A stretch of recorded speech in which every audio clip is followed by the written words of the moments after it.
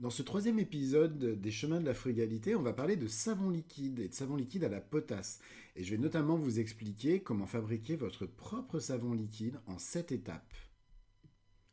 La popularisation du savon liquide, c'est en soi une aberration écologique. Vous vous attendiez certainement pas à ce que je commence cet épisode comme ça. Pourtant, c'est une réalité. Parce que le savon liquide, contrairement à son grand frère solide, a besoin d'être contenu.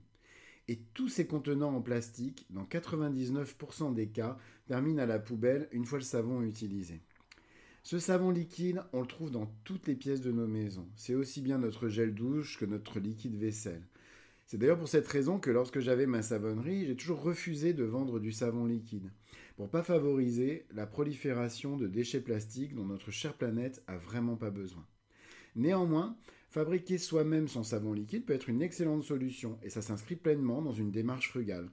Car lorsqu'on fabrique du savon liquide pour sa propre consommation, on veille également à réutiliser ses contenants, ce qui permet de limiter de manière très efficace les déchets générés par l'utilisation de savon liquide. Et pour commencer, c'est quoi la différence entre le savon liquide et le savon solide? Juste pour vous rappeler quelques bases sur la saponification, c'est quoi un savon? Eh bien le savon, c'est le résultat d'une réaction chimique entre deux éléments, un corps gras et une base forte, c'est-à-dire un produit très fortement alcalin, avec un pH à 4, 13, 14. Et on trouve deux types de bases alcalines qui sont utilisées en savonnerie. Premièrement, vous avez la soude caustique, ça c'est la base alcaline qui permet de fabriquer des savons solides. Et ensuite, vous avez la potasse caustique qui permet de fabriquer des savons mous, par exemple le savon noir. Et une fois qu'on va diluer ce savon mou, on va obtenir du savon liquide. Pourquoi est-ce que c'est intéressant de fabriquer soi-même son savon liquide? Avant de vous expliquer comment le fabriquer vous-même, votre savon à la potasse, je vais vous donner quelques bonnes raisons de vous lancer dans la fabrication de votre propre savon liquide. Premièrement, parce que tout le monde n'aime pas le savon solide. C'est bête, mais les habitudes, elles ont la vie dure, et ces habitudes, elles sont responsables de toutes les difficultés d'adoption, par exemple, du savon solide. Quand on a utilisé du savon liquide toute sa vie, c'est pas simple de changer de produit. Par ailleurs, le savon solide a besoin entre deux utilisations de pouvoir sécher, ce qui peut être complexe dans certaines situations. Par exemple, quand vous êtes en voyage, etc. Le recours au savon liquide, ça peut donc s'avérer beaucoup plus pratique. Personnellement, moi j'utilise beaucoup le savon liquide lors de mes déplacements professionnels ou encore lorsque je vais faire du sport. Deuxième argument, fabriquer son savon liquide soi-même, c'est écologique. Comme je l'ai dit, le principal problème du savon liquide, ce sont les contenants en plastique qui génèrent de nombreux déchets. Fabriquez vous-même votre savon liquide, ça va vous permettre de recycler vos contenants et donc d'éviter de générer des déchets inutiles tout en utilisant un savon qui vous convient particulièrement. Enfin, fabriquer soi-même son savon liquide, c'est aussi très économique. Oublions pas une chose, si le savon est liquide, c'est justement parce qu'il contient majoritairement de l'eau. Et c'est la raison pour laquelle les industriels ont popularisé ce savon qui coûtait beaucoup moins cher à produire que son homologue solide. Une fabrication avec la recette que je vous donnais vous permettra d'obtenir pour un petit peu moins de 10 euros environ 2 litres de savon liquide. Pour fabriquer vous-même votre savon liquide, pas de saponification à froid. Vous allez devoir vous initier à la saponification à chaud au chaudron. En effet, la saponification à la potasse est beaucoup plus lente que la saponification à la soude. La chauffe va permettre d'accélérer le processus. Avant donc de vous lancer, je ne saurais trop donc vous recommander de maîtriser déjà les bases de la saponification et notamment les bases de la saponification à froid qui vous permettra de comprendre comment déjà fabriquer du savon à la maison. Ensuite, d'avoir déjà fabriqué du savon solide à chaud au chaudron afin d'expérimenter les spécificités de ce process de fabrication très particulier. Pour retrouver tous les éléments sur comment justement fabriquer son savon à froid ou son savon à chaud à la maison, je vous invite à vous rendre sur mon blog lescheminsdelafrugalité.com où vous avez des tutos complets pour vous accompagner. Ce que je vous propose maintenant, c'est de vous expliquer les 7 étapes qui vont vous permettre de fabriquer vous-même votre savon liquide. Et je vous propose de commencer par le matériel, et notamment le matériel de protection, car la fabrication de savon, c'est quelque chose de dangereux. Voici la liste complète du matériel de protection indispensable dont vous avez besoin avant de vous lancer. Et on va commencer par la tenue vestimentaire. En effet, on ne savonne pas habillé n'importe comment. Sinon, vous risquez à la moindre goutte de soude ou de potasse, ou encore de pâte à savon fraîche qui entrerait en contact avec votre peau, de vous brûler. Mettez toujours des chaussures fermées et étanches, pas de nu-pieds ou encore de baskets. Dans l'idéal, c'est ce que j'utilise quand je fabrique des savons, une simple paire de bottes en caoutchouc. Savonnez toujours en pantalon, pas de jupe ou de short. Savonnez toujours avec des manches longues. Investissez dans une blouse type blouse de laboratoire. C'est une bonne protection supplémentaire en plus des manches longues et du pantalon. Et puis surtout, ça évitera que vous vous tachiez. Et mettez des gants, notamment des gants en latex à usage unique, ou mieux, vous pouvez aussi utiliser des gants de type MAPA qui vous protégeront également contre la chaleur. Et ils sont parfaits pour la fabrication de savon à chaud, justement. Ensuite, vous avez le matériel de protection pour vos yeux, parce que vos yeux, ils sont précieux et fragiles. C'est indispensable quand on fabrique son savon de les protéger. La moindre projection de soude ou de potasse caustique pourrait leur occasionner des dommages irrémédiables.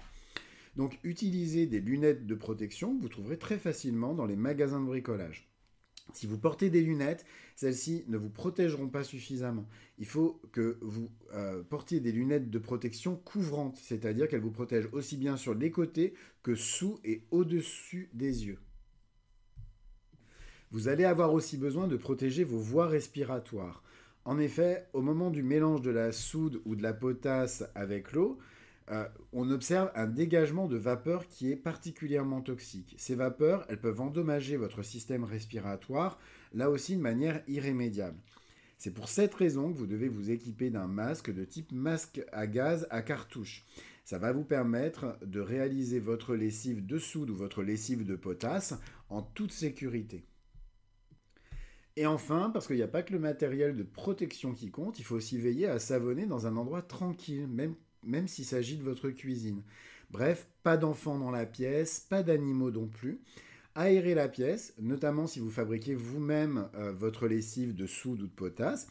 Et puis préparez tout ce dont vous avez besoin avant de commencer. Le matériel, les ingrédients, etc. Parce que la fabrication d'un savon, que ce soit un savon liquide comme on va le faire aujourd'hui ou un savon solide, eh ben, c'est pas quelque chose qui s'improvise. Ça se prépare. En plus de votre matériel de protection, vous allez avoir besoin d'une mijoteuse pour la cuisson du savon. Pas besoin d'investir dans une mijoteuse chère. La mienne, par exemple, c'est une mijoteuse de seconde main que j'ai achetée sur le Bon Coin et qui suffit amplement pour la fabrication de mon propre savon liquide. Ensuite, il va vous falloir du matériel type matériel de cuisine, mais qui va vous permettre justement de bien fabriquer votre savon, comme des fouets, des spatules en silicone, des béchers, c'est-à-dire des récipients. Attention, on n'utilise pas le même matériel que pour faire la cuisine. On investit dans du matériel spécifique pour la savonnerie, ça évitera la contamination en fait entre les différents types de matériel. Et enfin, vous allez avoir besoin de contenants pour justement pouvoir contenir votre belle production de savon liquide. Et là, je vous invite vraiment à favoriser la récupération. Récupérez vos bidons de gel douche. Demandez aux gens autour de vous aussi de vous donner en fait leur propre bidon. Idem pour votre liquide vaisselle.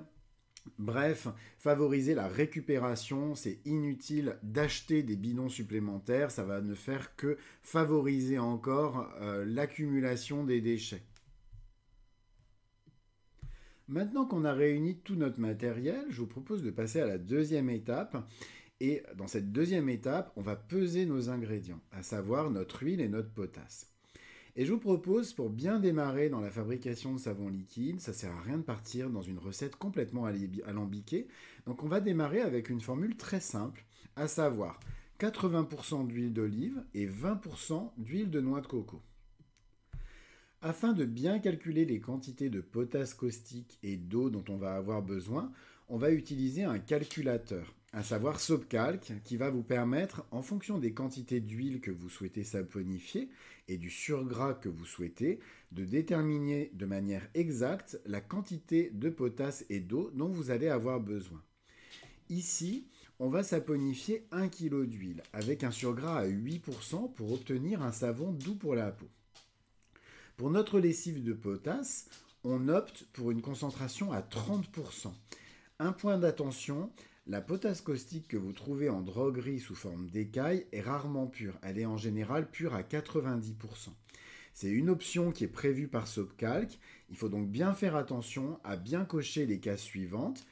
KOH, donc la formule chimique de la potasse caustique, et la case juste en dessous, 90% KOH, pour la spécificité d'une potasse qui n'est pas pure à 100%. Sur cette base, Sopcalc nous donne donc les résultats suivants. On va utiliser 800 g d'huile d'olive, 200 g d'huile de noix de coco, 207,92 g de potasse caustique pure à 90% et 485,15 g d'eau. Je vous conseille d'opter pour de l'eau distillée ou encore de l'eau déminéralisée. Attention, le moindre changement d'un paramètre ou d'un ingrédient nécessite de recalculer l'intégralité de votre formule. À la troisième étape, nous allons chauffer nos huiles. Je vous propose de mettre vos huiles dans votre mijoteuse, de l'allumer et vous allez mettre le bouton sur la position High. La chauffe de vos huiles a deux objectifs. Déjà, fondre vos gras solides, en l'occurrence ici l'huile de noix de coco, et puis également de permettre à vos huiles d'atteindre une température suffisante pour que votre saponification se déroule dans un temps optimal. À l'aide d'un thermomètre, vous allez contrôler la température. L'objectif, c'est d'atteindre une température de 90 à 95 degrés Celsius. À la quatrième étape, nous allons préparer notre lessive de potasse. Et pour la préparation de notre lessive de potasse, même si vous pouvez tout à fait utiliser de l'eau du robinet pour fabriquer votre savon, je vous invite à utiliser de l'eau distillée ou encore de l'eau déminéralisée. Vous allez éviter un excès de calcaire dans votre eau qui pourrait avoir une incidence sur la qualité finale de votre savon et un savon trouble, voire opaque. L'utilisation d'eau distillée ou d'eau déminéralisée, c'est un des facteurs qui permet d'obtenir un savon liquide transparent. Je vous conseille de préparer également votre lessive au dernier moment, juste avant de l'intégrer dans vos huiles. Ici, le matériel de protection est plus que jamais important. Donc lunettes de protection, des manches longues, des gants en latex et le fameux masque à cartouche. Placez votre masque à cartouche sur votre visage afin d'éviter d'être intoxiqué par les vapeurs chimiques liées à la fabrication de la lessive. Vous pesez votre eau et votre potasse, puis vous versez dans l'eau votre potasse caustique en écaille. Toujours dans ce sens-là, jamais l'inverse afin d'éviter des projections dangereuses. Avec une spatule en silicone, vous remuez doucement jusqu'à dissolution complète de la potasse, puis vous versez la lessive dans les huiles chaudes. Une fois la lessive de potasse ajoutée à vos huiles, vient le moment le plus critique, c'est l'étape 5, parce que c'est le moment le plus long. Vous allez devoir mixer avec un mixeur plongeur, donc typiquement un mixeur à soupe, votre lessive de potasse avec vos huiles jusqu'à l'obtention d'une émulsion suffisante pour éviter un déphasage. Comme je l'ai déjà dit pour le matériel, on n'utilise pas le même mixeur plongeur que pour fabriquer sa soupe. On achète un mixeur plongeur qui va être uniquement destiné à la fabrication de savon. Cette émulsion, qui donc doit être suffisante pour éviter un déphasage, c'est ce qu'on appelle la trace. Or, quand on fabrique du savon à la potasse, on utilise une quantité d'eau beaucoup plus importante. Et ça ralentit l'obtention de cette trace. Il va falloir compter entre 15 et 20 minutes de mixage en fonction de votre formule, en fonction aussi des gras que vous allez utiliser. Donc 15 à 20 minutes de mixage avant d'obtenir une trace suffisante. Moi, ce que je vous conseille, c'est également en cas de déphasage pendant la cuisson, de ne pas hésiter à mixer à nouveau pour recréer votre émulsion. L'étape 6, c'est la cuisson du savon liquide. Et la cuisson du savon liquide, elle est assez longue. L'objectif, c'est de parvenir à un pH entre 7 et 8. Vous allez donc avoir besoin de contrôler votre pH pour savoir si la cuisson est terminée ou non. C'est vraiment le pH qui va déterminer si vous avez fini votre cuisson ou si vous allez devoir continuer votre cuisson pour réduire votre pH. Pour cela, vous allez donc devoir utiliser soit des bandelettes de contrôle de pH que vous allez pouvoir trouver en pharmacie. Attention, par contre, la mesure, elle n'est pas très précise. On a un système de couleurs et ces couleurs, on peut avoir des variantes. En fait, on ne va pas avoir une mesure du pH extrêmement précise. Vous pouvez aussi utiliser un pH mètre. C'est un instrument de mesure qui, lui, va être extrêmement précis. Par contre, c'est un appareil qui est coûteux et puis qui nécessite un entretien très spécifique pour pouvoir être précis. Il va falloir compter globalement entre 1h30 et 2 heures de cuisson. N'hésitez pas à remuer délicatement, toujours pour éviter des projections, à l'aide d'un fouet, votre savon régulièrement. Ça va vous permettre d'homogénéiser votre pâte à savon. Dès que vous avez atteint le pH souhaité, c'est bon, votre savon est presque prêt. Vous allez pouvoir éteindre votre mijoteuse. Et si je vous ai dit que votre savon était presque prêt, c'est parce que à l'issue de la cuisson, vous avez obtenu un savon sous forme de pâte. Et pour le rendre liquide, vous allez devoir le diluer, c'est la 7e étape. Mon conseil, c'est d'utiliser un ratio de 1:1, c'est-à-dire la même quantité d'eau en poids que la quantité de pâte à savon que vous allez obtenir. Et c'est ça qui va vous permettre d'obtenir un savon liquide avec une consistance parfaite. La dilution, pour qu'elle soit vraiment top, il faut qu'elle se fasse à chaud directement dans la mijoteuse éteinte. Donc votre savon est encore chaud et vous allez faire votre dilution directement. Pesez votre cuve pleine de pâte à savon et déduisez de ce poids celui de votre cuve vide. Vous avez simplement pesé votre cuve vide avant le démarrage de votre fabrication. Vous obtenez comme ça le poids d'eau distillée ou déminéralisée à utiliser puisque c'est le poids de votre pâte à savon obtenue. Faites chauffer votre eau, idem, vous pouvez la monter jusqu'à 95, même 100 degrés sans problème. Et une fois votre eau bien chaude, vous versez l'eau sur votre pâte à savon. Et surtout, on ne mixe pas. C'est une des plus grosses erreurs qui est faite, c'est de se dire, mais pour le coup, j'ai toute ma pâte qui est au fond, donc je vais mixer pour homogénéiser tout ça. Surtout pas. Vous mettez le couvercle sur la cuve et vous laissez reposer 24 à 36 heures. Le savon, en fait, va comme par magie se dissoudre dans l'eau et vous allez obtenir un savon liquide à la consistance voulue parfaite. Vous aurez peut-être juste à remuer un petit peu avec un fouet, mais vous n'aurez pas de morceaux de pâte à savon qui vont rester. Si vous trouvez votre savon trop épais, une fois ce processus fait, vous pouvez tout à fait ajouter un peu d'eau chaude, vous mélangez délicatement et puis vous laissez reposer jusqu'à ce que vous ayez la consistance voulue idéale. Une fois que vous avez atteint la bonne consistance, vous pouvez maintenant parfumer votre savon. Pour ça, vous pouvez utiliser soit une huile essentielle ou soit une fragrance cosmétique. Et vous pouvez également ajouter quelques gouttes de vitamine E pour une meilleure conservation. La vitamine E, c'est un produit qui conserve justement les produits cosmétiques. Personnellement, j'en mets pas et ça m'empêche pas de conserver mon savon pendant plusieurs mois. Mais si vous vraiment voulez jouer la sécurité, n'hésitez pas à ajouter un petit peu de vitamine E. Une fois que vous avez fait tout ça, vous n'avez plus qu'à transvaser dans vos contenants et vous allez pouvoir utiliser votre savon liquide.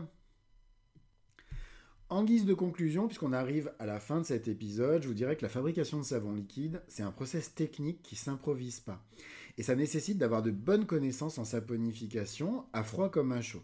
Néanmoins, le savon liquide, ça permettra de convaincre les plus réfractaires à l'utilisation de savon artisanal et de savon maison, tout en respectant une démarche qui est à la fois frugale et à la fois écologique. Pour retrouver l'intégralité de ce tuto, puisque là pour le coup on est sur un tuto audio dans le cadre de cet épisode de podcast, donc si vous voulez retrouver l'intégralité de ce tuto par écrit, je vous invite à vous rendre sur mon blog lescheminsdelafrugalité.com. Et si vous avez des questions, n'hésitez pas à les poser directement dans les commentaires. Ce 3e épisode des Chemins de la Frugalité est maintenant terminé. Je vous souhaite à tous une excellente journée et je vous dis à très bientôt pour un nouvel épisode. Au revoir.